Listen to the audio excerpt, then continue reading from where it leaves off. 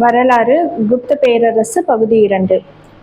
குப்த அரச வம்சத்தை நிறுவியவர் ஸ்ரீகுப்தர். இவர் தற்போதைய வங்காள பீகார் பகுதிகளை ஆண்டதாக கருதப்படுகிறது. அடுத்து நாணயங்களில் முதலாக இடம்பெற்ற குப்த அரசரின் வடிவம் பார்த்தீங்கன்னா ஸ்ரீகுப்தரோடது. நெக்ஸ்ட் ஒன், முதலாம் சந்திரகுப்தர். இவரோட காலம் பார்த்தீங்கன்னா கிபி 319 முதல் 335. இவர் லிச்சாவி அரச குடும்பத்தை சேர்ந்த குமாரதேவியை மணந்தார். லிச்சாவி அப்படின்னா பழமையான கனசங்கம். அதாவது அந்த ஆட்சி பகுதி பார்த்தீங்கன்னா கங்கை நதிக்கும் நேபாள நாட்டிற்கும் இடைப்பட்டதாக இருந்தது. அடுத்து தங்க நாணயங்களில் சந்திரகுப்தர், குமாரதேவி ஆகிய இருவரின் உருவங்களும் இடம்பெற்றுள்ளன. அதே சமயம் லிச்சாவையா என்ற ஒரு வாசகமும் பொறிக்கப்பட்டுள்ளது. அடுத்து சமுத்திரகுப்தர், கிபி 335 முதல் 380. இவர் முதலாம் சந்திரகுப்தரின் மகன்.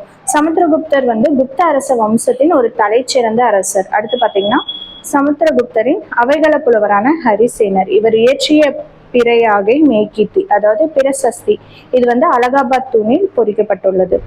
பிரசஸ்தி மேய்கீர்த்தி, பிரசஸ்தி என்பது ஒரு சமஸ்கிருத சொல். அதோட பொருள் பார்த்தீங்கன்னா புகழ்வது ஆகும். அதாவது அந்த அரசர்களை அவங்க பண்ண சாதனை புகழ்ந்து பாடுவது ஆகும். அடுத்து தென்னிந்தியாவின் பல்லவ நாட்டு அரசர் விஷ்ணு கோபானை சமுத்திரகுப்தர் தோற்கடித்தார். நெக்ஸ்ட், வட இந்தியாவில் சமுத்திரகுப்தர் 9 அரசுகளை கைப்பற்றினார். எக்ஸாம்பிள் கிழக்கு வங்காளம், அசாம், நேபாள், பஞ்சாப், ராஜஸ்தான்.